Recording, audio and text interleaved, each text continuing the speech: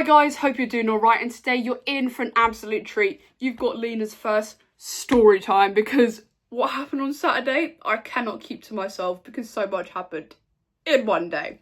So, it was just a Saturday, normal day. It was like maybe 20 degrees outside. Woke up at 6, got dressed 8. You know, just normal things. Got out the house and I was heading towards Barnet. And what I was doing in Barnet, I was going to some basketball coaching thing where you like get a qualification at the end of the year. So I was like, cool, I'm going to sign up for this. This sounds good. And they kind of warned us like, okay, we're going to be moving a little bit. When I say a little bit, you understand in a minute. So got to the place. It was like 11:30 now. And they were like, oh, you're going to be moving like a lot today. And I was like, okay, maybe they're exaggerating. No, they weren't exaggerating. 11:30 to 5:30, running up and down like a dog. Now, I know I sweat a bit when I move around. I looked like I was nearly on death's door with how much I was sweating. Like, it was getting to the point, like, it was dripping off of me. They were like, oh, when you warm up, if you're not dripping in sweat, you didn't do it right.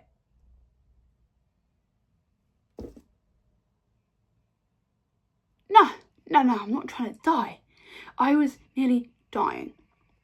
And anyway, they were like showing us different bits of basketball, which I already knew, and how to dribble a ball. It was actually quite funny to see some of the people that couldn't dribble a ball. Like, it's basketball. Like, I understand you're the coach, not the actual player, but surely you know how to dribble a ball. But one thing I've realised during this session, my coordination is horrid, especially when it comes to my legs. For some reason, it's like I've got 2 left feet. I don't know what's wrong with me, but it's like I've got 2 left feet. Anyway, finished the session, you know? I was like, okay, when I get back, I need a quick shower, because my day didn't just end there. I went to celebrate my friend's 19th birthday.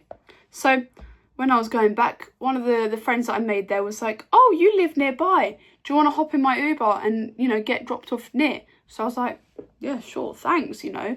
Didn't want to get on the Northern Line. Time was ticking. In that area, there was traffic like there's no tomorrow. We weren't moving. It was probably quicker to walk. Arrived at the train station. I was like, okay, I need to, like, run. But then I was like, there's 13 minutes to a train. I was, like, already, like, annoyed because I was, like, 20 minutes delayed. Like, I generally thought taking a train at this rate was quicker. Anyway, train came. 15 minutes on the train. Got to my station.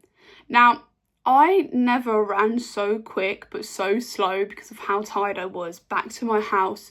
From the station to my house is like a 10 to 15 minute walk. I walked it in around, I ran it in around, I would want to say 10 minutes because I was dying. I got to my house, parents opened the door, hi, bye, and quickly went upstairs, showered. Then I was like, okay, I need to wait for my friends to come in because I was going with a friend then to go into London. So we got on the train. We had to take 2 trains to get to where we needed to go. And I would like to say it was around 8:30, 9, because obviously it was a night out. The plan was eat and then go clubbing. So I was like, okay, cool. Then when we got into central London, we were in Leicester Square and we decided to try Jollibee's. I never had Jollibee's before. If you don't know what it is, it's like a Filipino kind of fast food restaurant. I would like to say it's similar to KFC because I don't really know the differences with the spices and so on. And I ordered these like chicken tenders, and then after these like loaded fries, I had pineapple juice, and I don't remember what it was, but it was like this purple ice cream thing, but it was like really good. It was like, blah, blah, blah. But at this point, anything was nice because I didn't eat, because for some reason where I was, anywhere I was walking towards the place I needed to get to, there was no Tesco. There was no Sainsbury's. There was no corner shop. I was surviving on the drinks I bought that were random as well. Like, I got these random drinks because I was like, oh, I've never seen them before. Might as well get them. Besides that, I ate like I was a starving child. I swear to God, best munch ever. But then we had to move because they were like, oh, we're putting the tables and chairs away now. Bearing in mind, Saturday was Pride in London. Everywhere was full with, obviously, gay, LGBT people, druggies, and possibly weirdos. Anyway, we walked, we met my friend, you know, gave a big hug, like, oh, happy birthday, gave him his card, gave him a little gift card, you know. Enjoying the night, went to go get a drink. Now, I know London is expensive, but tell me why the pub tried to charge me a £10 fee to get inside. Are you cooked? Are you cooked? I'm not a tourist. So we went to another one. So I was like, I'll have my usual. My usual is a double rum and Coke. So I was like, okay, how much is this going to be? £11.60. That was my munch. That's how much my munch cost. That was my dinner. And I just spent it again on one drink. Nevertheless, I still got it. Wanted a drink. Then I was like, I'm not getting another drink. Like, not doing that. Then we walked around, you know, chatted. There was like some other people that my friends knew that I didn't really know, so I got to know them. And then we were at Charing Cross because I quickly went toilet. And also, for some reason in Charing Cross, the toilet, if you need a sauna in London for free, just go to Charing Cross station. Because for some reason, it was like 40 degrees in there. And probably at that time outside was only like 16 degrees. Like, it was nighttime. It was not warm. Yeah, went toilet, came back out, started walking. And I was like, I'm not tipsy, but I've had a drink. So obviously I'm going to feel a little bit more open. I looked to my left and I thought I was seeing things. Now, if you don't know me, guys, I'm a huge Eurovision fan. And I looked to my left and I was like, JJ? I saw JJ from Eurovision, the winner of Eurovision, who sang Wasted Love. I started breaking down in front of him. And I was like, oh my God. Like, I was getting so gassed. Like, you don't understand. Like, I literally, like, I look like someone's died. Like, seriously, the way I was tearing up, it was crazy. Like, I'd never been so happy or fortunate to see someone that I really liked just in person, just walking past. And I was like, can we get a picture? Can we get a picture? I got a picture of him. I was so happy. Like, my friend was so lovely, literally took so many pictures, and half of them are me just falling out crying, but some of them are actually normal, and we got even a video. And then I was like, oh my God, like, my eyes were just like, oh my God. And we headed to the club, got in, and, you know, just usual club music, but it was a gay bar. Like, my friend's not gay, but he just, I don't know why he chose a gay bar, but that's besides the point, why not? And, you know, dancing, singing, being stupid. And it got later into the night, and JJ appeared again on stage. And I was like, this is, like, I'm like, is this real? Is this real? Like, so much happened in one night. So, and then afterwards, we had Mariana Conte, Malta, serving. And then we had Remember Monday. 3 acts of Eurovision just pulled up. And I was like, is this real? Like, seriously, like, I was in denial. I was seriously in denial. Like, I was like, but yeah, it got to a certain point at night. And it was like, what, maybe 1 a.m. I was like, oh, I am so tired. Like, can we start going? And my friend was like, cool. Like, my friend lives quite literally, it was like a 5-minute walk away. Then we started slowly heading back. And I wanted to get boba. The only place that was open was this place called Side Quest. Now, I'm used to having boba balls in the thing. So I was like, okay, this doesn't. It was rancid. I spent £5.25 and it was the worst boba I ever had. Don't get it if you don't like bitter tea for a start. I'm used to ones that are sweet.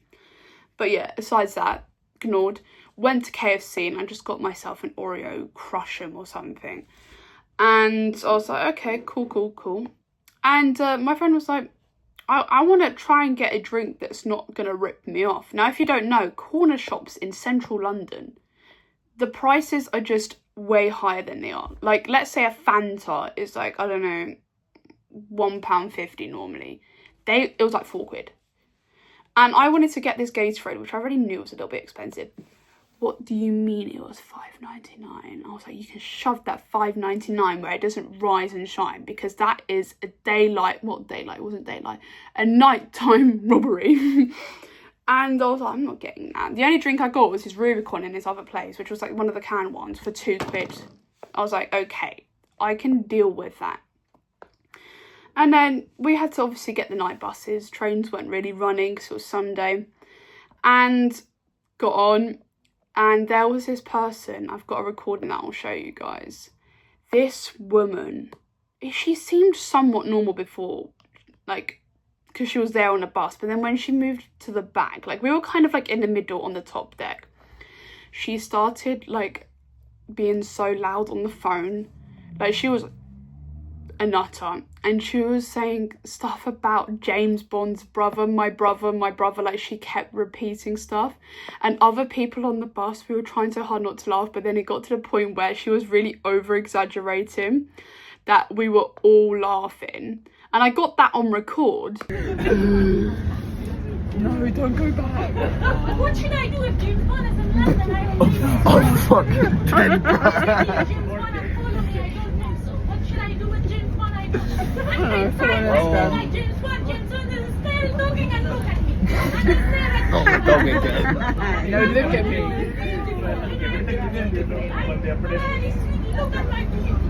It's not about me, it's about humanity. What has she sniffed to get to this state?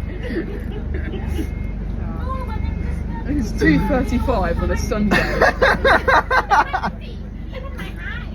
Look at my mouth. But what I didn't get on record, not even 5 minutes later, some guy threw up. And the thing is, we thought the worst was like, is this guy peeing on a bus?